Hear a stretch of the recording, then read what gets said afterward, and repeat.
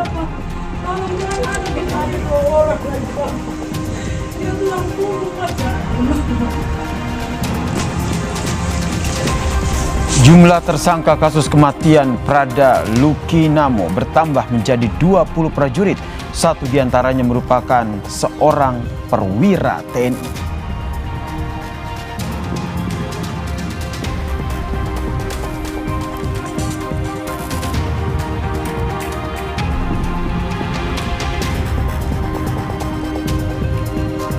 Mantan Menteri Perdagangan Tom Lembong penuhi panggilan Komisi Yudisial soal laporan terhadap hakim dalam perkara kasus impor gula.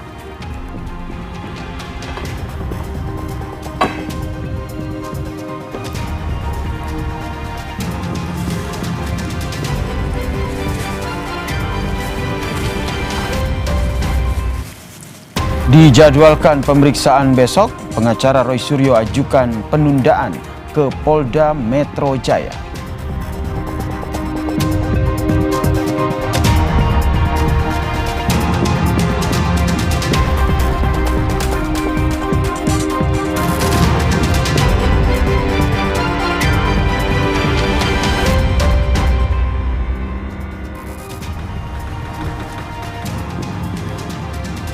Selamat sore Indonesia, Anda menyaksikan program Berita Kompas Petang bersama saya Yasir Neneama.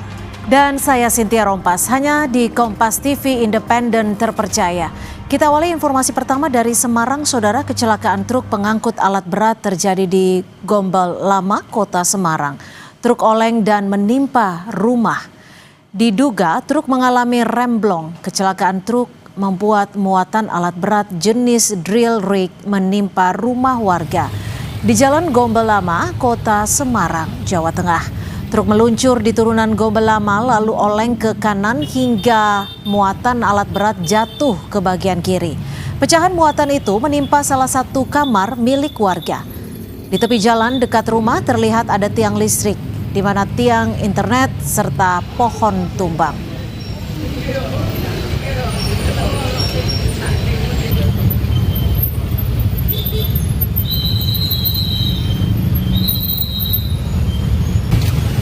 Mulai dari atas kendaraan itu, mulai dari Sembangan terus sudah mulai orang tidak datang karena jatuh jeblok langsung lari di dua kendaraan, yang satu bisa masuk ke jeblok, yang satunya masih terjadi kecelakaan di Jalan Gombal Lama itu. Untuk korban jiwa tidak ada masalah seperti itu. Ke informasi selanjutnya, Saudara, Pangdam 9 Udayana Maijen Pik Budiakto mendatangi rumah Prada Luki Namo. Tangis histeris ibunda Prada Luki pecah saat Pangdam 9 Udayana ini tiba di kediamannya. Tolong Bu, saya untuk keadilan Bapak. Tolong jangan ada di kami orang lagi, Bapak. Dia tulang punggung aja. Tangis histeris ibunda dari Prada Luki pecah saat Pangdam 9 Udayana tiba di kediamannya, Saudara. Pangdam Udayana 9 Pik Budiakto bersama dengan Dadenpom Udayana tiba di rumah Prada Luki Namo di asrama tentara Kuanino Kupang pada Senin siang, Saudara. Keluarga mendesak agar kasus kematian Prada Luki dapat terungkap hingga tuntas.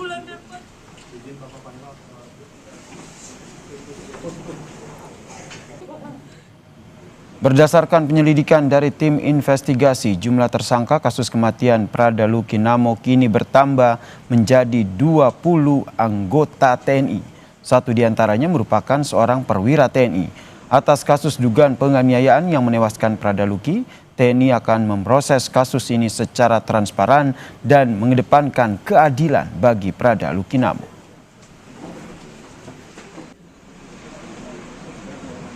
Ada 20 tersangka yang sudah ditahan dan kemudian akan ditindaklanjuti dengan pemeriksaan selanjutnya. Ada satu orang perwira.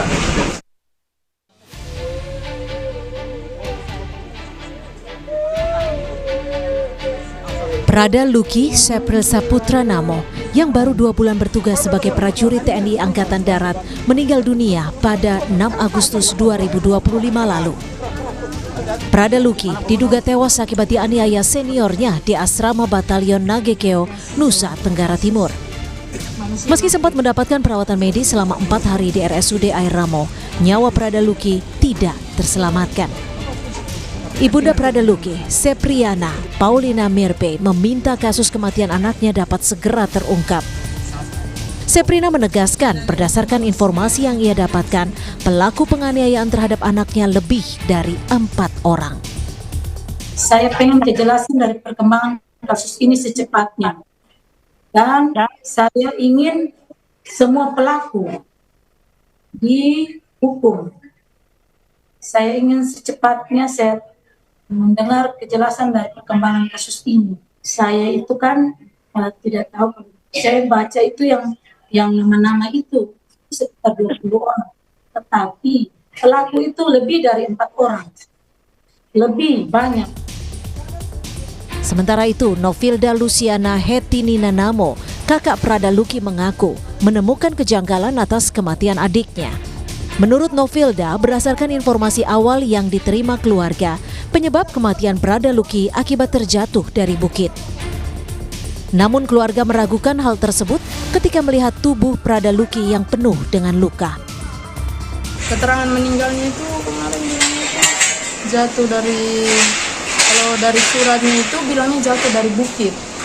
Lukanya itu dari dia punya lengan sini sampai di kaki. Mereka tutup rapat kami punya komunikasi dengan Luki. Selama Luki sakit, dari dia masuk rumah sakit sampai dia untuk saya punya mama pergi. Kalau tidak berarti kita terima dia punya peti mungkin sudah dibungkus dan kita tidak tahu kalau ini anak punya keadaan ini penuh dengan luka-luka. Kasus kematian Prada Luki Namo diduga akibat dianiaya seniornya saat ditempatkan di Batalion Pembangunan 843 Wakangamere yang terletak di Kabupaten Nagekeo, Nusa Tenggara Timur. Belum diketahui pasti apa yang menjadi latar belakang dugaan penganiayaan yang menyebabkan Prada Luki Namo meninggal dunia. Tim Liputan Kompas TV. Informasi terkini terkait dengan kasus kematian Prada Luki Namo kita tanyakan kepada jurnalis Kompas TV Citos Natun dari Kupang, Nusa Tenggara Timur. Selamat petang Citos, ini ada 20 anggota TNI ditetapkan sebagai tersangka, satu diantaranya adalah perwira. Apa perannya? Sudah adakah informasi soal ini? Baik, selamat sore Yasir dan juga saudara. Memang untuk perkembangan terbaru terkait penyelidikan dan investigasi yang dilakukan oleh pihak TNI terkait kematian Prada Luki Namo pada tanggal 6 Agustus kemarin. Tadi Pangdam Udayana telah menyambangi rumah duka yang berada di asrama tentara Kuanino, dan Pangdam menyatakan bahwa kemarin baru 4 orang tersangka yang ditetapkan oleh pihak TNI begitu, dan hari ini dari 4 tersangka itu menjadi 20 orang tersangka, di mana satunya merupakan salah satu perwira yang memang bertugas di teritorial pembangunan di Wakangamere, Kabupaten Nagekeo. Dan tadi kami sempat menanyakan perihal motif dan juga apa yang melatar belakang sehingga Prada Luki Namo ini bisa meninggal pada tanggal 6 Agustus kemarin. Namun Pangdam Udayana 9 menjelaskan bahwa sampai saat ini tim investigasi dan penyelidikan dari POM ND, POM Kupang dan juga Denpom dari Udayana Bali tengah bekerja terus melakukan penyelidikan, dan yang pasti akan dibuka secara transparan kepada publik ketika hasil investigasi itu sudah dilaporkan ke pihak Udayana. Dan sampai saat ini memang 20 orang yang menjadi tersangka ini telah ditahan di Subdenpom ND dan sedang menjalani pemeriksaan lanjutan yang dilakukan oleh tim investigasi yang telah dibentuk oleh TNI. Yasir. Kemudian tadi Pangdam 9 Udayana menemui keluarga korban begitu. Apa yang disampaikan oleh pihak keluarga? Ya Yasir, memang tadi memang cukup dramatis waktu Pangdam memasuki rumah dari Prada Luki Namo, di mana ibu dari Prada ini menangis histeris dan meminta, bahkan bersujud kepada Pangdam Udayana untuk mengusut secara terang benderang, secara tuntas, dan juga meminta agar semua prajurit yang memang diduga sebagai pelaku dari tindak penganiayaan yang dilakukan atas para Lukinamo ini diproses secara transparan, secara terbuka dan seadil-adil mungkin. Tadi ibunya sempat menangis dan meminta agar Pangdam segera melakukan upaya percepatan dari proses penyelidikan karena keluarga menemukan sejak beberapa hari yang lalu, keluarga menemukan ada banyak kejanggalan yang berseliweran, informasi-informasi yang berseliweran begitu, di mana hanya ada 4 anggota TNI yang menjadi tersangka. Namun tadi Pangdam sudah menegaskan bahwa sudah ada 20 orang prajurit TNI yang menjadi tersangka dan masih ada kemungkinan lain yang memang sampai saat ini Pangdam meminta agar semua pihak bersabar menunggu hasil investigasi dari para tim investigasi dan tim penyelidik yang sudah dibentuk sejak tanggal 6 kemarin. Yasir. Ini termaksud meminta agar peran-peran dari 20 tersangka ini untuk dalam penyelidikan ini, dalam investigasi ini. Kapan persisnya ini nantinya dari tim investigasi ini akan menyampaikan ke publik sebenarnya apa peran dari 20 tersangka termasuk perwira TNI ini? Betul ya, memang tadi kami sudah menanyakan soal peran-peran dari para tersangka yang sudah ditetapkan oleh tim investigasi sendiri, dan memang tadi Pangdam Udayana meminta semua pihak untuk bersabar dan TNI secara profesional akan terbuka dan transparan untuk mengusut kasus ini karena memang pihak Udayana sendiri merasa kehilangan dengan salah satu sosok prajurit yang memang baru bertugas 2 bulan di salah satu batalion begitu yang baru dibentuk di Kabupaten Nangekeo. Karena itu pihak TNI meminta agar semua pihak bersabar dan tetap mempercayakan semua hal ini untuk diserahkan atau dilakukan penyelidikan atau investigasi oleh pihak TNI yang akan dibuka secara transparan. Begitu ya, Sir. Baik, terima kasih jurnalis Kompas TV, Cito Senatun atas informasinya dari Kupang, Nusa Tenggara Timur. Saudara, informasi lainnya di Kompas Petang masih akan kami hadirkan selepas jeda. Dijadwalkan pemeriksaan besok, pengacara Roy Suryo ajukan penundaan ke Polda Metro Jaya.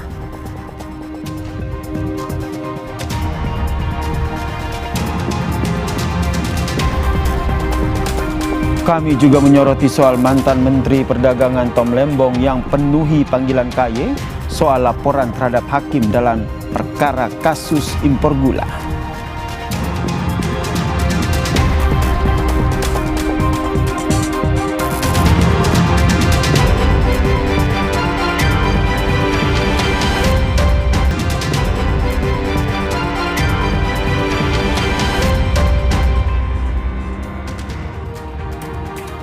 Saudara, kasus tudingan ijazah palsu Joko Widodo terus berproses di Polda Metro Jaya. Roy Suryo CS meminta agar jadwal pemeriksaan sebagai saksi terlapor pada pekan ini ditunda dengan alasan memiliki agenda pada perayaan HUT RI ke-80.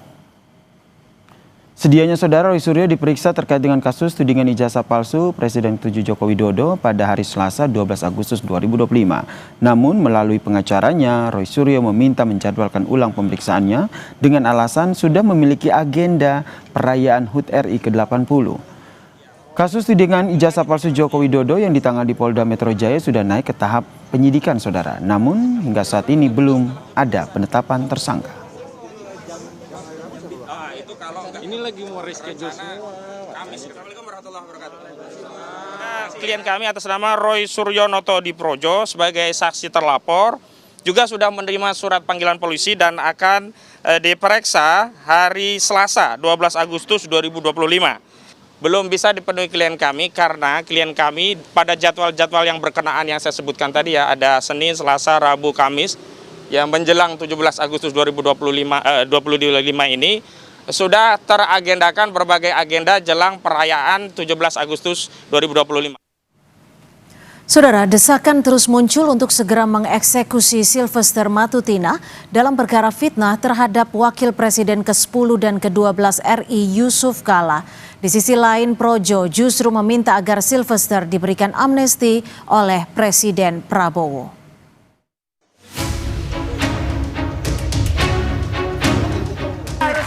tahanan 1 tahun 6 bulan. Saya sudah menjalani proses Kapan? itu. Kapan? Dan kau tidak perlu tahu itu. Kau siapa? Loh, Tidak ada. mumpung ada jelaskan melalui Nggak Kompas bisa. TV. Kapan Saya kamu masuk bukan penjara? penyelenggara negara. Kasus yang menjerat Ketua Umum Solidaritas Merah Putih, Sylvester Matutina, dalam perkara fitnah terhadap Wakil Presiden ke-10 dan ke-12 RI, Yusuf Kala, terus bergulir. Terlebih, sejak dijatuhi vonis hukuman penjara, hingga kini Sylvester belum ditahan untuk menjalani hukuman. Pengacara Roy Suryo CS pun mendesak agar Kejagung segera menahan Sylvester. Tetapi yang harus segera disegerakan dan ini sudah berkekuatan hukum tetap adalah melaksanakan eksekusi putusan Mahkamah Agung yang sudah diterbitkan di 2019 yang lalu yang berkaitan dengan vonis kepada terpidana saudara Sylvester Matutina yang sudah diganjar dengan 1 tahun dan 6 bulan. Dan sampai hari ini kami belum mendengar ada kabar dari Kejaksaan Negeri Jakarta Selatan telah mengeksekusi putusan tersebut. Padahal kami sudah mendatangi Kejaksaan Negeri Jakarta Selatan pada 31 Juli 2025 yang lalu. Desakan untuk segera mengeksekusi Sylvester sebelumnya juga sudah disuarakan oleh Komisi Kejaksaan RI. Kasus Pak Sylvester ya, itu sudah inkrah, sudah berkekuatan hukum tetap. Komisi Kejaksaan meminta kepada Kejari Jakarta Selatan untuk segera melakukan eksekusi. Sementara itu, di tengah desakan eksekusi Sylvester, rekan Sylvester dari Projo, Freddy Damanik, justru meminta agar Sylvester juga diberikan amnesti. Namanya Tujuan Persatuan Indonesia, ini kan kasusnya juga mirip politik ya, katakanlah menyerang Pak JK. Ya, jadi sangat ada harapan, sangat ada potensi untuk kasus-kasus seperti termasuk untuk Bang Silver untuk diamnesti juga. Toh ini masih range waktu 17-an Agustus, memang waktunya. Sebelumnya, Kapus Penkum Kejaksaan Agung, Anang Supriyatna, menyebut kasus tersebut sudah inkrah dan dapat segera ditahan. Namun kini, Anang menyerahkan sepenuhnya kepada Kejaksaan Negeri Jakarta Selatan untuk pemanggilan Sylvester. Informasi dari pihak Kejari Jakarta Selatan, hari ini diundang yang bersangkutan. Kalau dia nggak datang ya silakan aja nanti. Kita harus eksekusi. Kalau nggak salah hari ini, pastikan aja nanti. Coba tanya nanti ke pihak Kejari Jakarta Selatan. Tapi yang kemarin saya informasi harus segera. Sudah inkrah. Sylvester Matutina dinyatakan bersalah melakukan tindak pidana memfitnah Yusuf Kala berdasarkan putusan MA nomor 287K tahun 2019. Ketum Solidaritas Merah Putih ini didakwa pasal 311 ayat 1 KUHP dan divonis penjara 1 tahun 6 bulan. Tim Liputan, Kompas TV.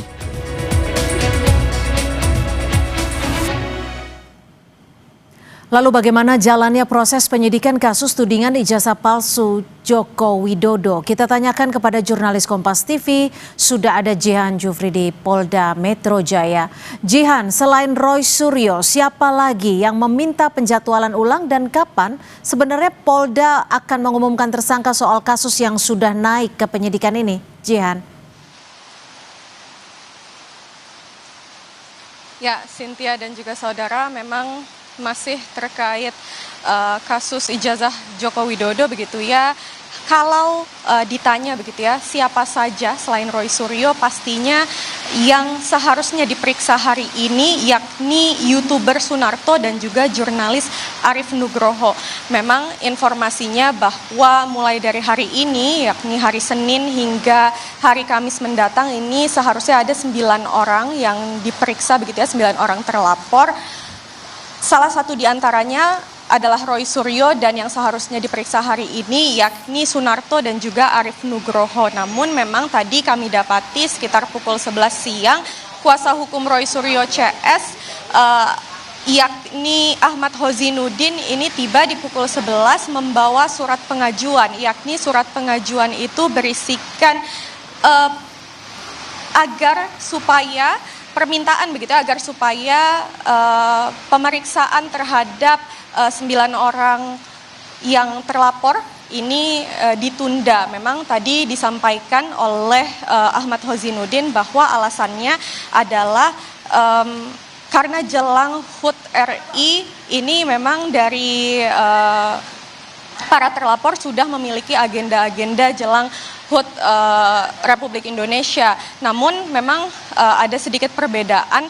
Ada satu saksi, yakni ex-pimpinan KPK Abraham Samad. Ini informasinya akan tetap diperiksa di hari Rabu mendatang. Maka itu memang kami masih nantikan juga akan seperti apa pemanggilan Abraham Samad di hari Rabu mendatang dan penjadwalan ulang dari terlapor lainnya yang memang dikabarkan tidak bisa memenuhi panggilan. Lalu seperti yang kita ketahui juga bahwa dari kasus ini sudah naik ke penyidikan dan memang belum ada tersangka. Nah, untuk mendapatkan informasi lebih lanjut, memang kami masih dalami ke pihak Polda Metro Jaya. Namun informasinya ini pastinya akan dilakukan pemeriksaan terlebih dahulu. Salah satunya adalah pemeriksaan terhadap para terlapor yang harus dijadwalkan ulang terlebih dahulu, baru memang proses bisa berlanjut hingga penetapan tersangka. Cynthia. Baik, terima kasih jurnalis Kompas TV Jian Jufri melaporkan langsung dari Mapolda Metro Jaya. Usai jeda, Saudara, Kompas Petang akan hadirkan informasi soal mantan Menteri Perdagangan Tom Lembong penuhi panggilan KY soal laporan terhadap hakim dalam perkara kasus impor gula.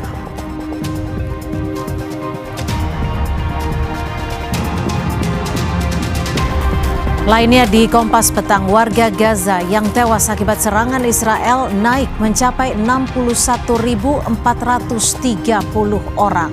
Dari 61 korban tewas, 35 orang tewas saat menunggu pasokan bantuan kemanusiaan.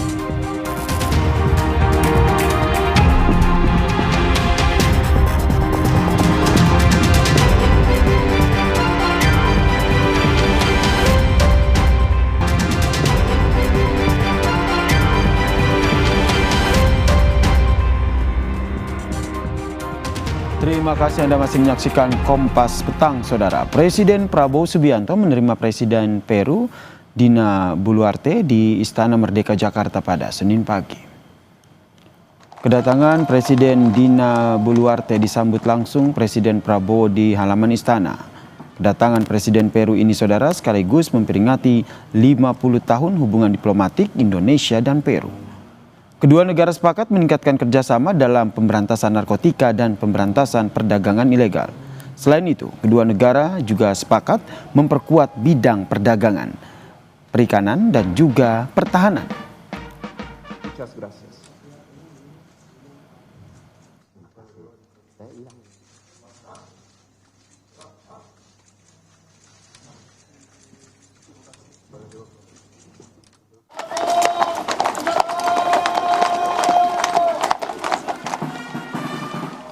Di semua sektor kita akan kerjasama untuk meningkatkan perdagangan di antara kedua negara kita. Kita sepakat juga kerjasama dalam pemberantasan narkotika, perdagangan ilegal.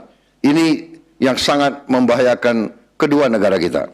Kita sepakat kerjasama di bidang pangan, di bidang pertambangan, di bidang transisi energi, di bidang perikanan, juga di bidang pertahanan. Ke kasus lain, Saudara, terkait dengan KPK yang menetapkan 2 anggota Komisi 11 DPR sebagai tersangka korupsi program sosial Bank Indonesia dan penyuluh jaksa keuangan OJK. Salah satu tersangka mengaku mayoritas anggota Komisi 11 ini juga mendapat dana dari Bank Indonesia melalui dana CSR. 2 anggota DPR dari Komisi 11 ditetapkan sebagai tersangka dugaan penerimaan gratifikasi dan tindak pidana pencucian uang terkait program sosial Bank Indonesia dan penyuluh jasa keuangan Otoritas Jasa Keuangan OJK tahun 2020-2023. Keduanya adalah Satori, politisi Partai Nasdem, dan Heri Gunawan, politisi Gerindra. Menurut KPK, selain kepada BI dan OJK, kedua tersangka diduga juga mengajukan proposal permohonan bantuan dana sosial kepada mitra kerja Komisi 11 DPR RI lainnya. Membuat dan mengajukan proposal permohonan bantuan dana sosial kepada BI dan OJK melalui 4 yayasan yang dikelola oleh Rumah Aspirasi HG dan 8 yayasan yang dikelola oleh Rumah Aspirasi ST. Bahwa pada periode tahun 2021 sampai dengan 2023, yayasan-yayasan dikelola oleh HG dan ST telah menerima uang dari mitra kerja Komisi 11 DPR RI, namun tidak melaksanakan kegiatan sosial sebagaimana dipersyaratkan dalam proposal permohonan bantuan dana sosial. Satori diduga menerima total 12,5 miliar rupiah, sedangkan Heri Gunawan menerima 15 miliar lebih. KPK menyebut dana yang diterima kedua tersangka disinyalir dipakai untuk kepentingan pribadi. Menurut Satori, tidak hanya dirinya dan Heri Gunawan yang mendapat dana CSR dari BI. Saat diperiksa 27 Desember 2024, ia mengaku mayoritas anggota DPR Komisi 11 mendapat dana dari Bank Indonesia melalui dana CSR untuk digunakan di berbagai kegiatan daerah pemilihan masing-masing. Memang kalau program itu semua anggota Komisi 11 gitu. Programnya kegiatan untuk sosialisasi di dapil gitu ya. Anggota Komisi 11 programnya itu dapat.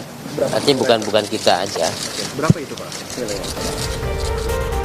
KPK menegaskan akan mencari tahu siapa saja legislator yang menerima bantuan sosial, termasuk juga dengan peruntukannya, apakah sesuai atau tidak. Tim Liputan Kompas TV. Anggota Komisi 11 DPR fraksi Golkar, Melkias Markus Mekeng, membantah pernyataan tersangka korupsi dana CSR, BI, dan OJK yang menyebut mayoritas anggota Komisi 11 DPR menerima dana CSR dari Bank Indonesia dan OJK untuk periode 2020-2023. Mekeng bilang anggaran CSR tidak pernah dibagikan ke anggota Komisi 11 DPR, melainkan diberikan langsung kepada yang meminta, misalnya rumah ibadah. Mekeng klaim anggota hanya menyampaikan kepada BI dan juga OJK bahwa ada yang membutuhkan dan itu diproses langsung dari Bank Indonesia ke pihak yang bersangkutan. Sebelumnya, saudara, tersangka korupsi dana CSR, BI, dan OJK yang merupakan anggota Komisi 11 DPR dari fraksi Nasdem, Satori ini menyebut bahwa sebagian besar anggota Komisi 11 DPR menerima dana bantuan sosial.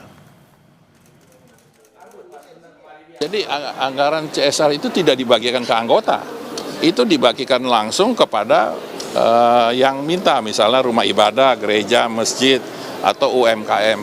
Anggota tidak pernah megang uang sama sekali. Anggota hanya menyampaikan kepada Bank Indonesia, bilang ini ada masjid di daerah sini minta tolong dibantu. Itu diproses langsung oleh Bank Indonesia, uangnya langsung ke masjidnya. Jadi nggak ada anggaran dikasih ke anggota. Soal dugaan mayoritas anggota Komisi 11 DPR yang langsung menerima dana CSR dari Bank Indonesia dan OJK, kita berbincangkan dengan ex-wakil Ketua KPK, Pak Muhammad Yasin, yang telah bergabung bersama kami di Kompas Petang. Assalamualaikum, Mas Yasin. Waalaikumsalam, selamat sore. Pak Yasin, menurut Anda apa yang nantinya akan dilakukan oleh KPK? Anda juga pernah menjadi ex-wakil Ketua KPK begitu, setelah mendapat informasi dari salah satu tersangka yang menyebut bahwa hampir sebagian besar anggota Komisi 11 itu nyatanya menerima dana dari CSR ini. Ya, pertama kita sebagai pembuka itu prihatin dengan kejadian ini. Ini berarti BI ini berulang melakukan keteledoran. Atau bisa dikatakan ini lalai, ini BI ini. Jadi apapun ya. Jadi karena kasus ini sudah naik ke tingkat penyidikan, walaupun dimulai dari 2 orang anggota DPR Komisi 11, ini merupakan suatu peluang yang baik bagi KPK untuk mengembangkan penyidikan terhadap ya anggota Komisi 11 yang lain yang diduga juga menerima itu memang tidak langsung kan melalui yayasan. Itu yang dialami Satori dengan Heri Gunawan itu kan juga membentuk yayasan, dia tidak menerima, setelah menerima disalurkan ke rekening pribadi. Ya, ada double, yaitu double delik korupsinya, yaitu gratifikasi dan juga pelanggaran Undang-Undang nomor 8 tahun 2010 tentang tindak pidana pencucian uang. Undang-Undang nomor 10 tahun 2008 kebalik ya. Jadi ini peluang bagi KPK untuk mengembangkan penyidikan. Bagi BI yang diduga tidak punya spesifik aturan yang mengatur tentang penyaluran CSR, yang bukan terhadap lembaga perbankan. Kalau yang pengawasannya kan melalui makro prudensial ya, banking lah dari BI itu, yaitu memastikan bahwa bank-bank yang diberikan katakanlah amanah untuk menyalurkan CSR itu harus tepat lah gitu. Itu mengandalkan itu aja. Jadi pengawasannya secara makro, fokusnya dari aspek makro prudensial BI ini yang terkait dengan risiko yang sistemik atau tidak sistemik. Nah ini kan jauh. Akhirnya kebobolan, rapat dengar pendapat setiap tahun dari tahun 2019 sampai 2024 itu setiap bulan November itu diadakan pembicaraan tentang itu. Nah ini bagi penegak hukum seperti KPK, ini harus merujuk juga pernah BI itu tersangkut dengan penggunaan dana yayasan untuk melakukan suatu penyimpangan atau abuse of power, yaitu mengalir ke pihak-pihak yang seharusnya tidak menerima itu. Itu artinya Pak Yasin, maaf saya potong, berarti ada kemungkinan pihak dari BI maupun OJK juga ikut diperiksa dalam kasus ini? Ya harus diperiksa itu, karena dia tidak prudensial. Yaitu dia itu kan mengawasi lembaga pengawas keuangan, itu harus sangat hati-hati, harus punya SOP secara spesifik apabila ada permintaan-permintaan dari mitra kerja Komisi 11 itu untuk minta dana CSR. Memang dasarnya adalah environment, social, dan governance. Itu siapa penerimanya juga harus terdaftar, cara evaluasinya harus ada. Gimana itu menerimanya, diajukannya seperti apa proposalnya, itu kan dijelaskan semua oleh BI. Tapi ini Pak Yasin, perhitungan risiko atas misalnya menyimpangnya uang ini tidak diprediksi oleh BI. Sehingga menurut Anda mereka harus dipanggil untuk mempertanggungjawabkan jika ada penyalahgunaan uang di sini yang termaksud yang dilakukan oleh 2 anggota DPR ini. Menurut Anda, Pak Yasin, polanya itu seperti apa sih aliran dana yang digunakan dalam kedok CSR ini? Dia kan membuat yayasan tuh, rumah aspirasi. Dan setiap tahunnya BI itu ada sekitar 10 proyek itu untuk CSR itu, sedangkan OJK itu ada 19 sampai 24. Kan luar biasa banyaknya. Tapi kalau itu disalurkan tidak sesuai dengan standar operating procedure, menyalahi aturan perundangan yang diatur dalam Undang-Undang 40 tahun 2007. Nah, kemudian yang juga itu kalau yang di PT itu ada juga itu peraturan pemerintah itu ya.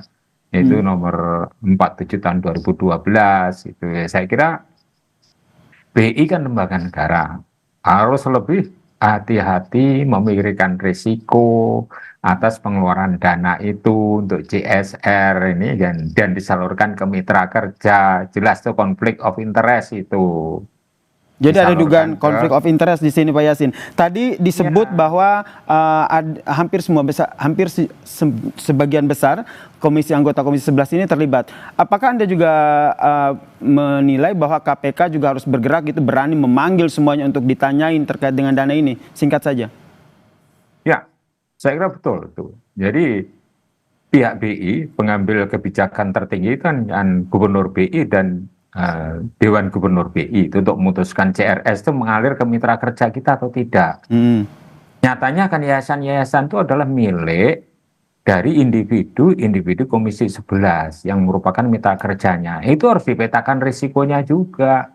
Masa langsung digelontorkan saja ke yayasan. Yayasan itu siapa? Ternyata setelah diteliti oleh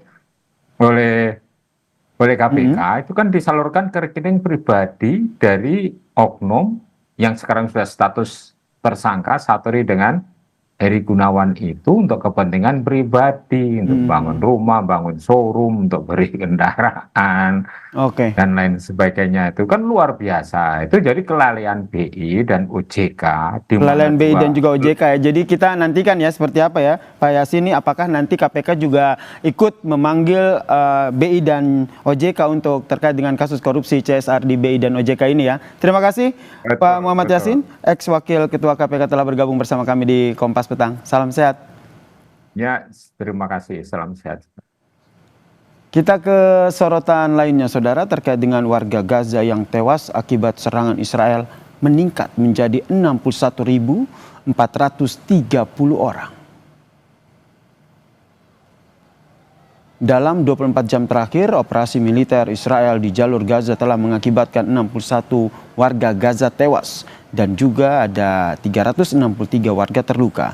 Dari 61 korban tewas ini, saudara, 35 orang tewas saat menunggu pasokan bantuan kemanusiaan. Sebelumnya, saudara, Inggris, Denmark, Prancis dan juga Slovenia mengeluarkan pernyataan bersama yang mengecam keras operasi militer Israel di Gaza.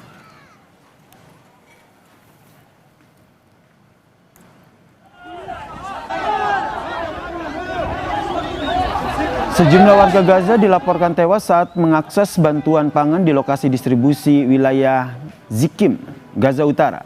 Di Zikim, warga berkerumun di sekitar truk bantuan. Beberapa di antaranya menaiki trailer berisi makanan dan beberapa lainnya membawa korban luka dan juga korban tewas. Salah satu warga Gaza mengibaratkan apa yang mereka lakukan saat mengambil bantuan makanan seperti jebakan maut.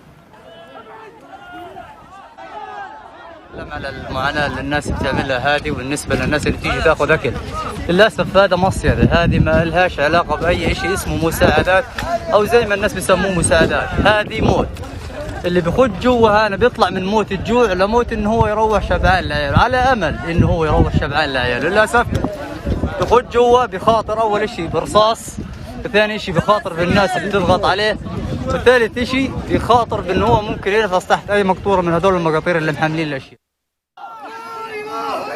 5 jurnalis Al Jazeera tewas dalam serangan bom di kota Gaza, saudara.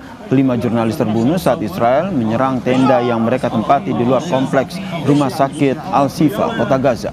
Dari 5 jurnalis yang terbunuh, salah satunya yakni Anas Al-Sharif.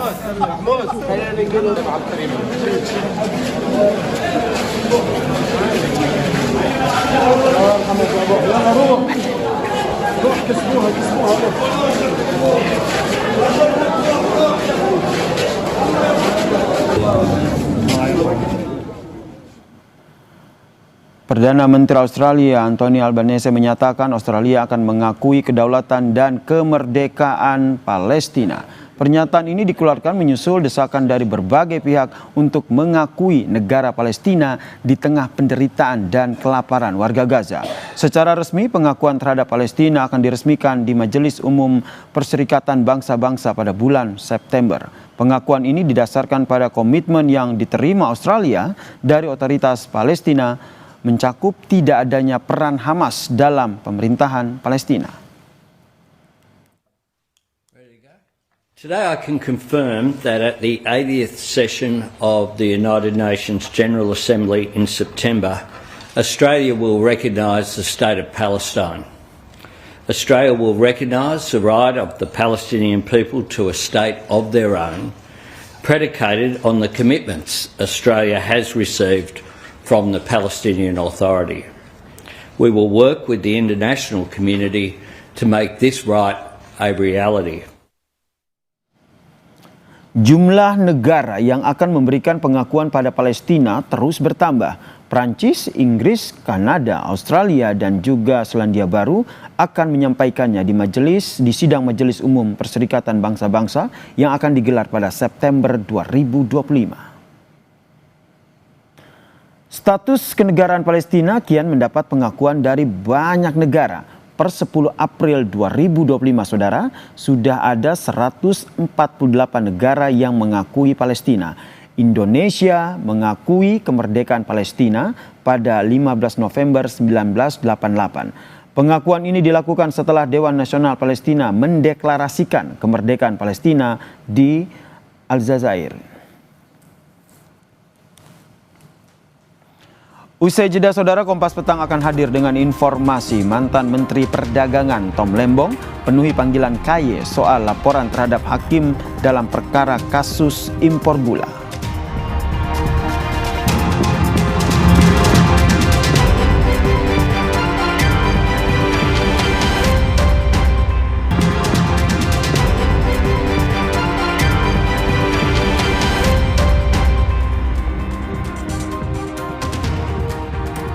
Terima kasih Anda masih bersama kami di Kompas Petang, saya Cynthia Rompas. Saudara, mantan Menteri Perdagangan Thomas Lembong bertemu dengan Komisi Yudisial untuk menghadiri agenda audiensi.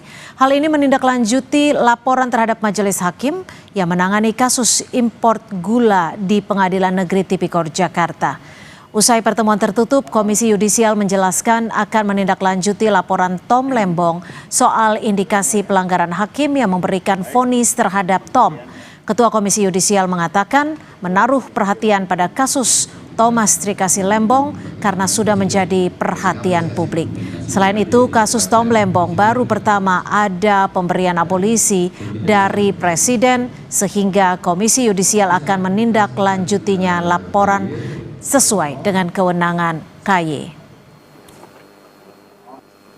Khusus kasus Pak Tom ini ya, karena ini menjadi atensi kita semua, menjadi momen penting, karena mungkin seingat saya baru pertama kali ada pemberian abolisi ya. Jadi KY tentu akan menindaklanjuti laporan ini sesuai dengan kewenangan yang ada pada kami. Tom didampingi sejumlah kuasa hukumnya. Kedatangan Tom bersama tim kuasa hukum guna memenuhi undangan Komisi Yudisial atas laporan yang mengenai dugaan pelanggaran kode etik dan perilaku Hakim Pengadilan Tipikor Jakarta yang menjatuhkan vonis 4,5 tahun penjara. Selain sebagai bentuk komitmen untuk mendukung transparansi dan akuntabilitas dalam proses peradilan, kehadiran Tom di Komisi Yudisial juga untuk mendorong adanya upaya perbaikan lembaga peradilan untuk kebaikan bersama. Sebelumnya, Tom bebas setelah menerima abolisi dari Presiden Prabowo Subianto. Gimana kabar Pak Tom? Baik Pak Tom. Sehat Pak Tom. Ini tanggung jawab bersama ya, untuk tidak melakukan pembiaran ya. Dan justru kalau bisa dijadikan momentum untuk berbenah dan memperbaiki ya, saya juga sampaikan bagi saya tidak ada justru berbenah itu sesuatu yang patut dibanggakan dan patut kita pandang sebagai sesuatu yang mulia. Lalu apa yang menjadi dasar Thomas Trikasi Lembong melaporkan 3 hakim yang mengadilinya dalam perkara impor gula? Kita bahas bersama kuasa hukum mantan Menteri Perdagangan Thomas Trikasi Lembong, Zaid Musyafi. Mas Zaid, terima kasih sudah bergabung bersama kami di Kompas Petang. Tadi sudah melakukan audiensi dengan Komisi Yudisial. Boleh diinformasikan kepada kami apa saja yang menjadi poin-poin pembahasan dalam audiensi ini? Iya, terima kasih Kompas Petang. Yang pertama, audiensi ini adalah tindak lanjut dari laporan kami pada minggu lalu ya, atas dugaan pelanggaran kode etik yang dilakukan oleh Majelis Hakim perkara Pak Tom Lembong. Yang kedua, pelanggaran-pelanggaran tersebut tentu bukan pelanggaran yang konteksnya substantif materi pokok perkara, melainkan pelanggaran yang di dalam dugaan profesionalisme hakim ya, yang menyangkut tentang kode etik profesionalisme hakim. Nah, salah satunya adalah hakim tidak mengedepankan asas presumption of innocence atau asas praduga tidak bersalah. Yang kedua, hakim juga tidak mencerminkan perlakuan dalam ruang sidang itu sebagai pihak yang netral gitu. Jadi ada beberapa kejadian yang menurut kita seharusnya hakim kan tidak berstatement sedemikian, tidak berlaku demikian, tapi kenapa melakukan hal tersebut? Untuk itu sebenarnya kemarin dengan ada atau tidak adanya abolisi, kita sudah mempersiapkan laporan-laporan ini. Nah, contohnya pada saat pemeriksaan BAP Ibu Rini Sumarno, ya kan, itu ternyata itu kan sudah 4 kali panggilan jaksa mengatakan. Nah, tapi Bu Rini Sumarno bilangnya lagi ada agenda keluarga di Solo. Padahal hakim ini punya kewenangan memerintahkan jaksa untuk menghadirkan secara paksa Kenapa dia tidak melakukan itu, malah melakukannya adalah memberikan izin kepada jaksa penuntut umum. Jadi artinya untuk secara membacakan garis BAP besar ini. Pak Tom ingin mengajukan keberatannya bahwa ada rasa ketidakadilan saat kasus ini ditangani Tipikor. Mas Zaid, kalau boleh tahu, tadi kan juga diberitahukan bahwa Komisi Yudisial sudah membentuk tim analisis internal. Apa saja sih yang akan dianalisa oleh Komisi Yudisial ini? Ya, penting saya jelaskan dulu bahwasanya Pak Tom ini tidak dalam rangka balas dendam atau menyerang institusi atau apapun dalam hal yang sifatnya destruktif. Beliau secara tegas dalam konferensi pers tadi menyatakan ini adalah kritik, ya kan, evaluasi yang bersifat konstruktif. Agar apa? Agar tidak ada lagi hakim-hakim di Republik Indonesia ini yang memperlakukan atau menangani suatu perkara itu tidak mengedepankan asas-asas kejujuran, asas profesionalitas dan mengedepankan etik dan profesionalisme hakim. Nah, tim yang sudah dibentuk oleh Komisi Yudisial tadi disampaikan langsung oleh Komisi Yudisial dalam audiensi. Jadi Komisi Yudisial itu sudah membentuk tim untuk melakukan analisa. Cuman mereka memang minta waktu karena memang putusan ini kurang lebih 1000 lebih halamannya. Walaupun kita sudah mencoba mempermudah, kita resume dari laporan-laporan kita dan bukti-buktinya sudah kita permudah. Tapi tim dari Komisi Yudisial sudah terbentuk.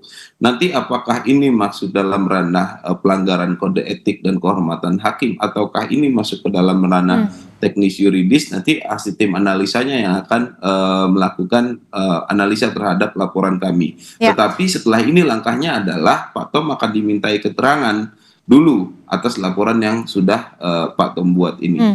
Oke, Mas Zaid, tentunya untuk membuktikan ada tidaknya indikasi pelanggaran dari hakim di Tipikor tersebut yang menangani kasus Tom Lembong, apakah tim kuasa hukum sudah mempunyai bukti-bukti kuat yang turut dilampirkan?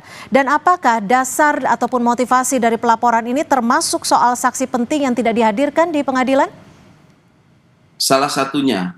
Jadi kalau dalam prinsip kita, mahkota seorang hakim itu ada dalam putusannya, dan mahkota sebuah putusan ada dalam pertimbangannya. Nah, salah satunya itu adalah pertimbangan-pertimbangan yang menurut kita tidak mengedepankan asas-asas tersebut. Di luar yang tadi sudah kita sampaikan bahwasanya ada dugaan-dugaan pelanggaran ketidakprofesionalan dan juga pelanggaran atas profesionalan hakim dan kode etik dalam menjalankan proses persidangan. Ada 2 poin tersebut yang kita prioritaskan. Nah, mengenai bukti, salah satu bukti yang kita ajukan adalah sama persisnya pertimbangan dengan isi BAP, yaitu adalah keterangan dari Bu Sri Agustin yang menyatakan bahwasanya yang perintah dari atasan itu adalah perintah dari saudara Pak Tom Lembong. Padahal Pak Tom tidak ada pernah menerbitkan perintah yang dimaksud dalam keterangan kesaksian itu. Gitu. Baik. Jadi memang pada faktanya dalam persidangan itu perusahaan swasta itu memang tidak ada yang dapat perintah dari Pak Tom ataupun dari Kementerian Perdagangan, khususnya Dirjen Daklu itu tidak ada yang menerima perintah Pak Tom untuk menunjuk siapa-siapa aja perusahaan-perusahaan yang melakukan importasi gula, termasuk juga terhadap distributornya. Gitu. Itu tidak pernah ada. Tapi isi BAP-nya itu sama persis dengan pertimbangan, inilah salah satu dasar yang kita adukan. Baik, terima kasih Mas Zaid Musafi, kuasa hukum dari Thomas Trikasih Lembong. Terima kasih. Saudara, informasi lainnya di Kompas Petang masih akan kami hadirkan selepas jeda. Jumlah tersangka kasus kematian Prada Luki Namo bertambah menjadi 20 anggota TNI. 1 diantaranya merupakan seorang perwira. Perbincangan kami dengan keluarga korban akan kami hadirkan usai jeda.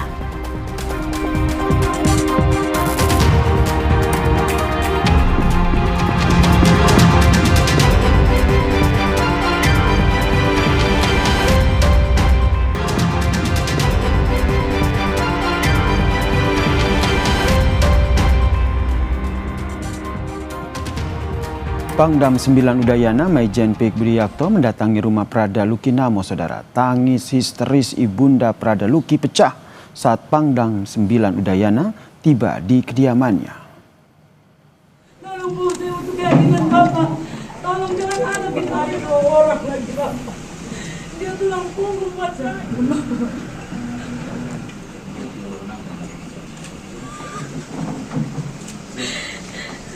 tahun bulan depan.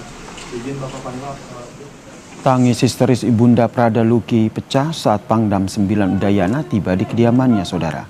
Pangdam Udayana 9 Budiakto bersama dengan Dadenpom Udayana tiba di rumah Prada Luki Namo di asrama Tentara Kuanino, Kupang pada Senin siang. Keluarga mendesak agar kasus kematian Prada Luki Namo dapat terungkap hingga tuntas. Tolong jangan anak kita ada 2 orang lagi, Bapak. Dia tulang punggung buat saya.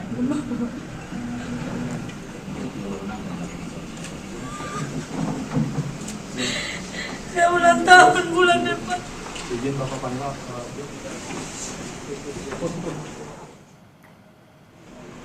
Berdasarkan penyelidikan dari tim investigasi, jumlah tersangka kasus kematian Prada Luki Namo kini bertambah menjadi 20 anggota TNI. Satu di antaranya merupakan seorang perwira TNI. Atas kasus dugaan penganiayaan yang menewaskan Prada Luki, TNI akan memproses kasus ini secara transparan dan mengedepankan keadilan bagi Prada Luki Namo.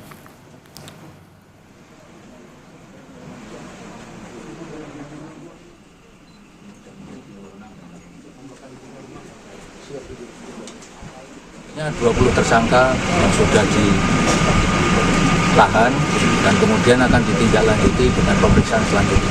Ada 1 orang perwira. Saudara, 20 anggota TNI resmi ditetapkan jadi tersangka kasus dugaan penganiayaan yang menyebabkan Prada Luki Namo tewas. Lalu seperti apa penanganan kasus ini dan apakah diperlukan evaluasi menyeluruh terkait dengan tradisi senioritas di institusi TNI? Kami membahasnya bersama dengan Usman Hamid, Direktur Eksekutif Amnesty International Indonesia yang nanti akan bergabung bersama kami di Kompas Petang. Dan saya sapa dulu kakak Prada Luki Namo yang juga sudah bergabung bersama kami di Kompas Petang, Novilda Luciana Hetinina Namo. Selamat petang, Kak Novilda. Selamat petang, Mas Yasir. Kak Novilda, ini sudah dapat informasi soal adanya 20 anggota TNI yang ditetapkan menjadi tersangka.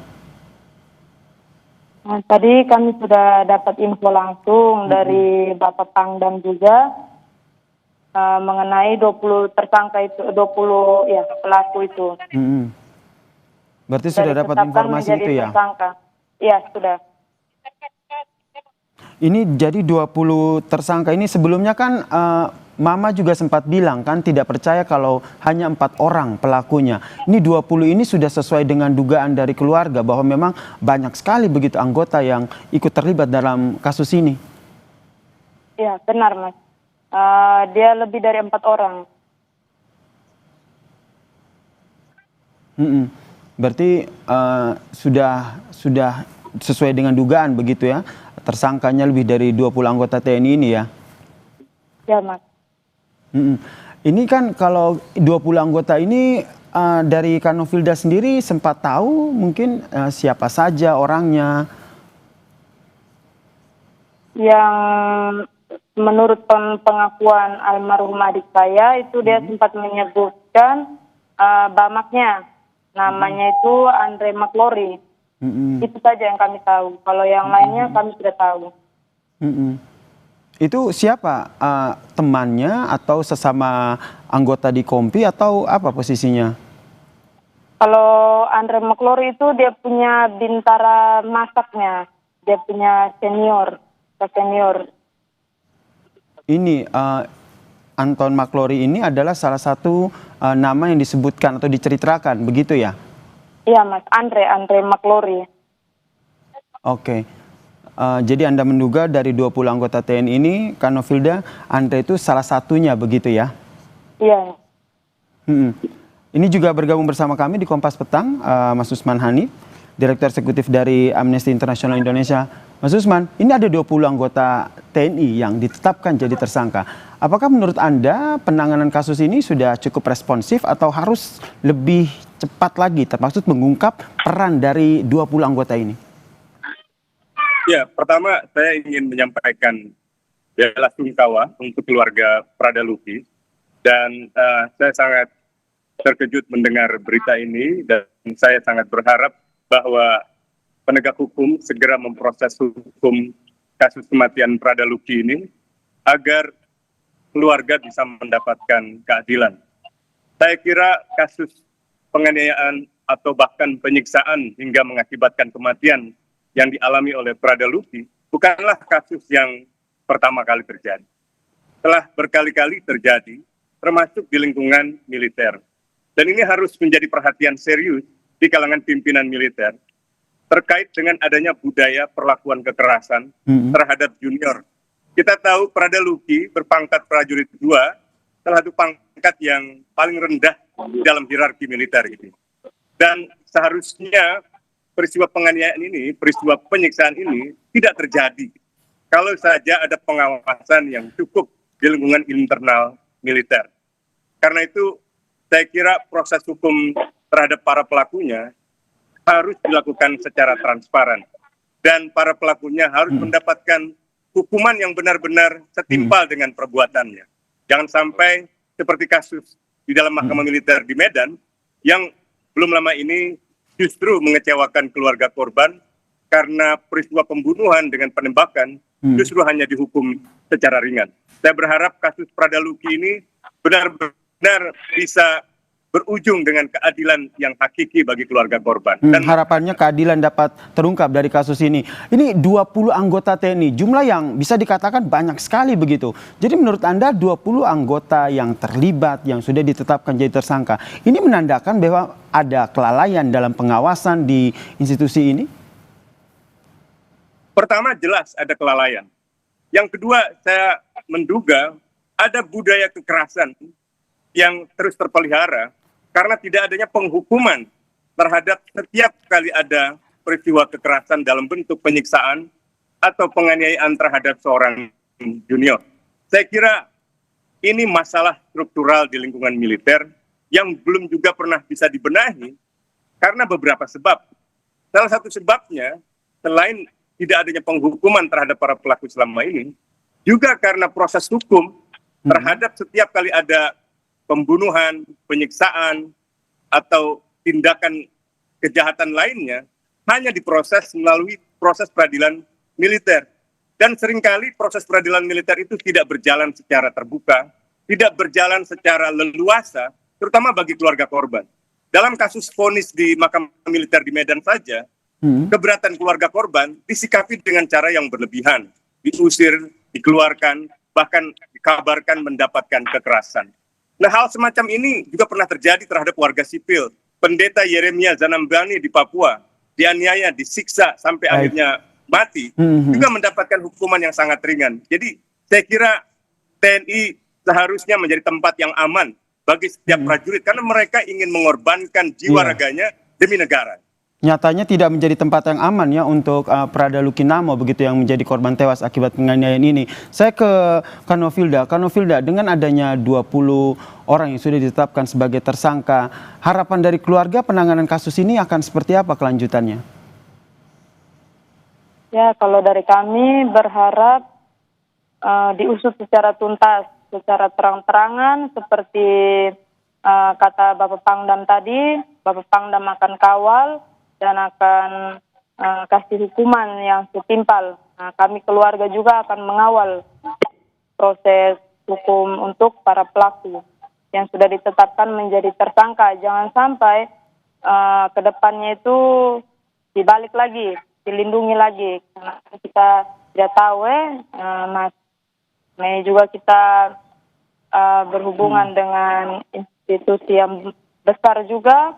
Jadi ya saya berharap pihak TNI bisa memproses secara terang-terangan karena ini menyangkut nyawa. Mungkin yang lain bisa diam, tetapi saya punya mama terutama kami tidak bisa diam. Baik. Demi saya punya adik punya keadilan. Terus menyuarakan keadilan untuk almarhum adik begitu ya. Tadi yang menarik yang disampaikan oleh Mas Usman begitu, tidak hanya kelalaian, tapi apakah ini juga berkaitan dengan tradisi, senioritas yang masih kental di tubuh TNI, Mas Usman? Tapi jangan dijawab dulu ya Mas Usman ya. Kita akan lanjutkan perbincangan kami ini saudara usai jeda. Tetaplah bersama kami di Kompas Petang.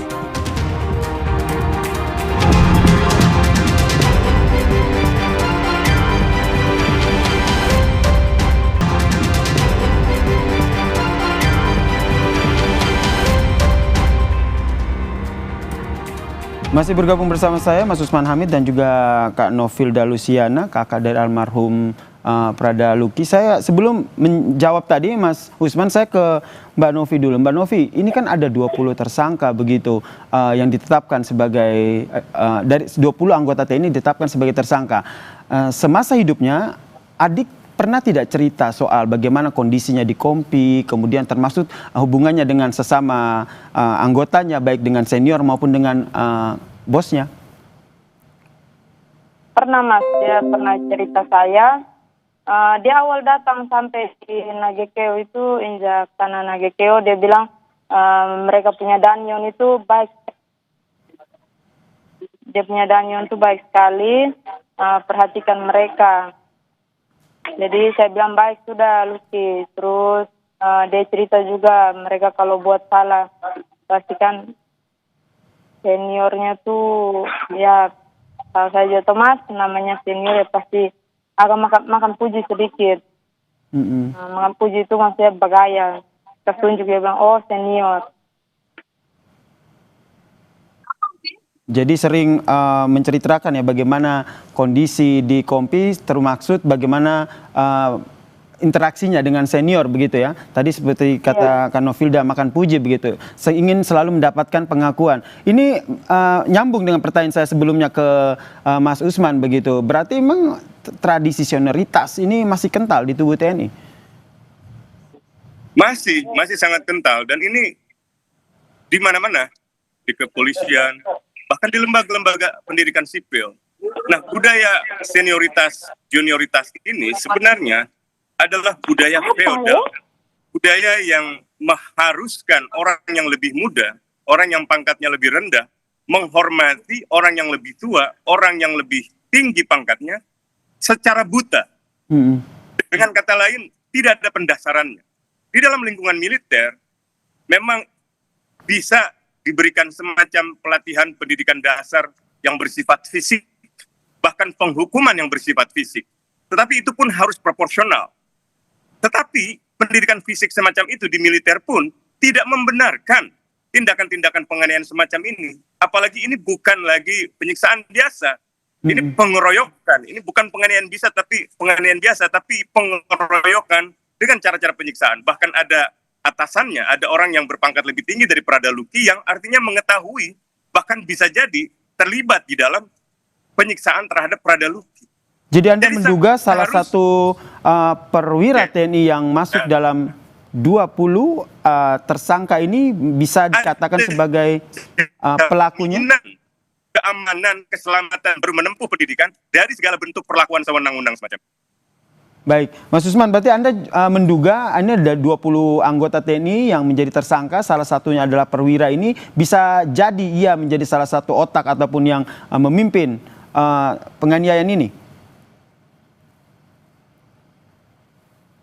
Ya, 20 anggota TNI itu harus seluruhnya diperiksa secara intensif. Dan tidak boleh ada pengecualian, tidak boleh ada faktor-faktor yang bersifat subjektif. Seluruhnya harus menghadapi proses investigasi yang imparsial, yang tidak berpihak, agar tidak ada satupun yang lolos dari penghukuman. Baik, Kak Novilda? Oke, kita masih mencoba memperbaiki sinyal dengan Novilda, tapi kita masih dengan Mas Usman. Mas Usman, dengan adanya 20 anggota TNI ini, apakah penting menurut Anda dari tim investigasi ini menyampaikan kepada publik peran dari masing-masing tersangka ini, termasuk satu perwira yang juga menjadi tersangka?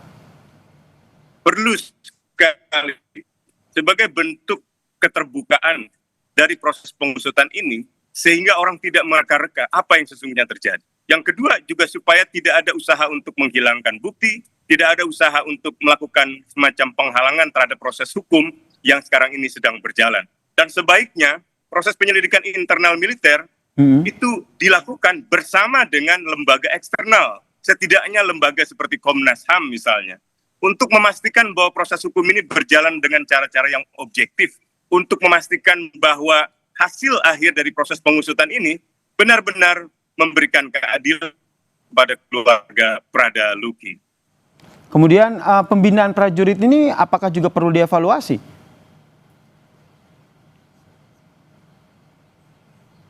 Mas Usman?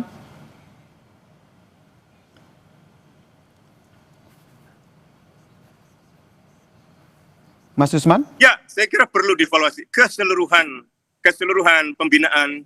Halo, saya kira perlu sebuah evaluasi yang menyeluruh terhadap sistem pembinaan di lingkungan militer, terutama kepada mereka yang misalnya mendapatkan masalah-masalah di tingkat bawah. Harus ada mekanisme pengaduan, mekanisme penyampaian pelaporan keluhan dari setiap prajurit dengan jaminan perlindungan keamanan seperti halnya jaminan perlindungan saksi dan korban. Jadi saya kira ini harus jadi perhatian dari pimpinan TNI, Panglima TNI Pak Agus Subianto untuk melakukan evaluasi menyeluruh dan melakukan pembenahan agar memastikan setiap anggota TNI, terutama yang berpangkat rendah, berpangkat di tingkat bawah, mendapatkan ruang yang aman di dalam mengikuti pendidikan, pelatihan, atau pembinaan secara umum. Pembinaan prajurit yang perlu dievaluasi tadi menurut Anda. Terakhir Pak Usman, bagaimana akhirnya Anda melihat muara dari kasus ini? Saya khawatir kasus ini hanya akan berakhir dengan kasus-kasus yang sebelumnya, seperti yang paling terbaru di Medan, misalnya Mahkamah Militer memvonis untuk sebuah peristiwa pembunuhan dengan penembakan hanya dengan hukuman 2,5 tahun. Tentu saja itu menimbulkan ketidakpuasan, menimbulkan rasa ketidakadilan dari para keluarga korban. Demikian pula dalam kasus-kasus yang terjadi di wilayah lain, sampai ke Papua misalnya, kasus pendeta Yeremia Zanambani. Jadi tanpa ada pembenahan yang serius, tanpa ada penghukuman yang setimpal terhadap setiap pelaku penyiksaan, maka peristiwa ini mungkin tidak akan bisa dihentikan. Dan bisa jadi berulang, akan ada peradaluki lain. Baik. Mas Usman, ini kan ada 20 tersangka. Itu tidak kami harapkan sekali. Mudah-mudahan ini yang terakhir. Gitu. Jadi harus melakukan pembenahan yang serius. Mas Usman? Nah, 20 tersangka ini artinya ada sebuah peristiwa kriminal yang melibatkan begitu banyak orang tanpa bisa diketahui. Harusnya di tangsi-tangsi militer ya diwajibkan adanya CCTV untuk memonitor setiap kegiatan dan memastikan setiap kali ada peristiwa semacam ini bisa diketahui. Mas Usman, dari 20 anggota TNI yang menjadi tersangka, ada 19 prajurit dan 1 perwira TNI di sana. Anda melihat apakah ini juga bisa melebar ke dugaan keterlibatan atasan di sana? Sangat mungkin, sangat mungkin. Yang namanya TNI, prajurit-prajurit militer, anggota di tingkat paling bawah, hampir mustahil bisa bergerak tanpa setidak-tidaknya tanpa diketahui oleh atasannya. Jadi ini harus diusut sampai tuntas, termasuk peranan dari mereka yang berada di lokasi atau atasan yang mengetahui tetapi tidak mengambil tindakan yang cukup untuk mencegah Berarti menurut Anda tidak menutup kemungkinan jumlah tersangka tidak hanya 20 anggota ini ya?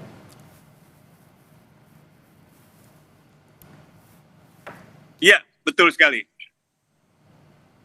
Bagaimana akhirnya nanti tim investigasi ini akan menelusuri siapa-siapa saja yang terlibat, termasuk mereka yang melakukan pembiaran, melakukan yang terduga lalai, sehingga akhirnya terjadi penganiayaan. Karena ini 20 anggota loh yang terlibat. Betul sekali.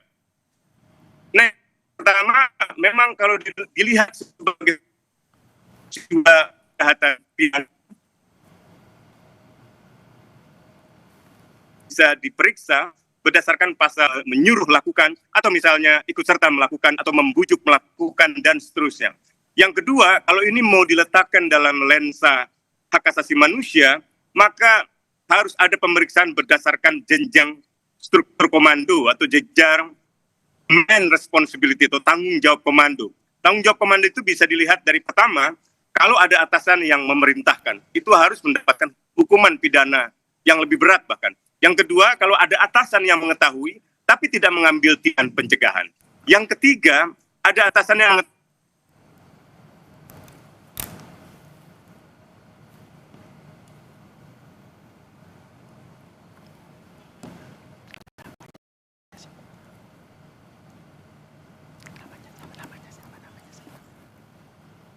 Kami juga telah tergabung, saudara, terkait dengan kasus 20 anggota TNI yang jadi tersangka kematian Prada Luki. Tadi sudah berbincang dengan Mas Usman Hamid, kami perbaiki lagi sambungan teleponnya. Tapi tadi juga sudah berbincang dengan kakak dari almarhum Prada Luki, Novilda Luciana Hetitina. Dan saat ini telah bergabung bersama kami Kadis Penat Brigjen TNI Wahyu Yudayana. Selamat petang, Pak Kadis Penat.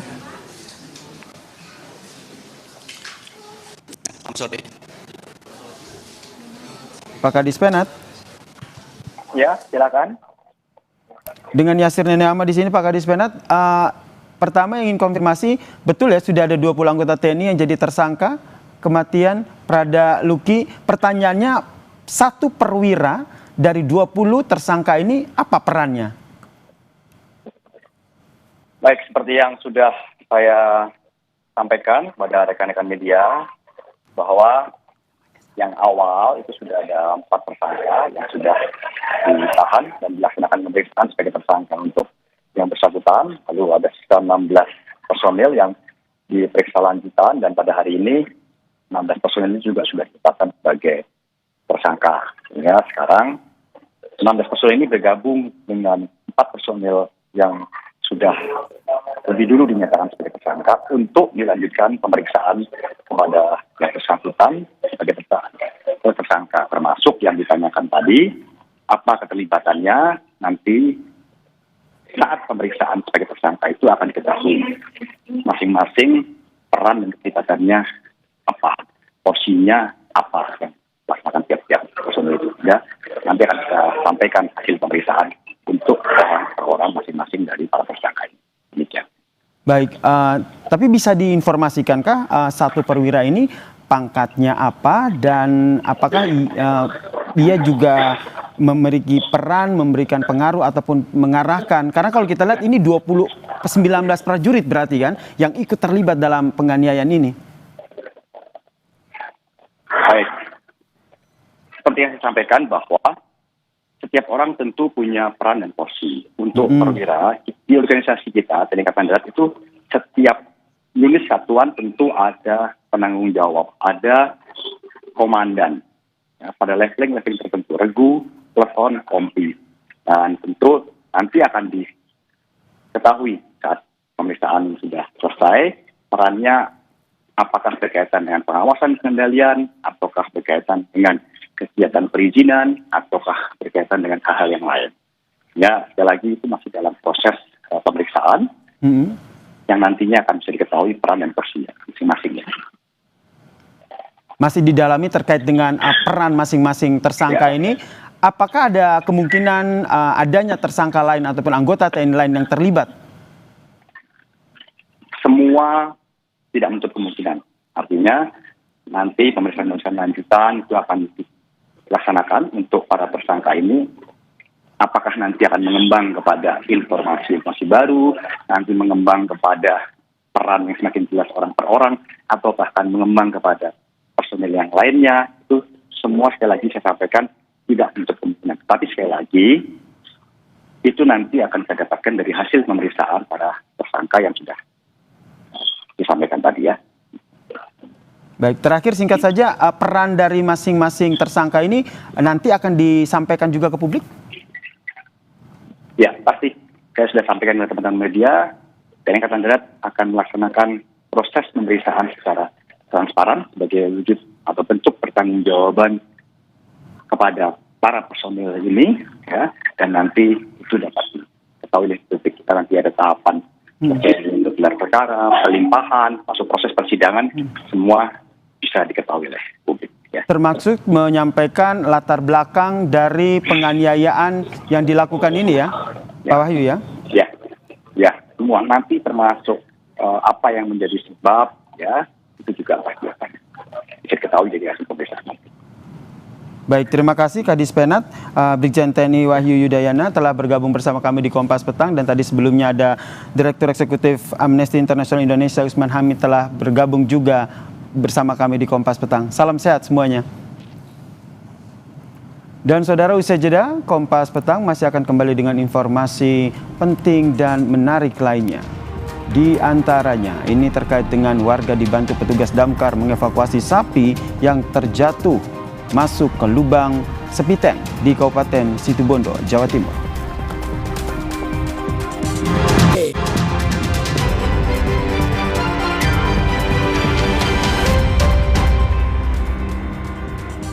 Saudara, warga dibantu petugas pemadam kebakaran, tim reaksi cepat BPBD dan Tagana bahu-membahu mengangkat sapi yang masuk ke lubang septic tank di Desa Sumberrejo, Kecamatan Banyu Putih, Kabupaten Situbondo, Jawa Timur. Kejadian bermula saat pemilik sapi akan memberi makan rumput. Tiba-tiba sapi meloncat ke pinggir dan terjatuh ke lubang septic tank dengan kedalaman 10 meter dan lebar 1,5 meter. Tim penyelamat menggunakan katrol mesin dan peralatan vertical rescue.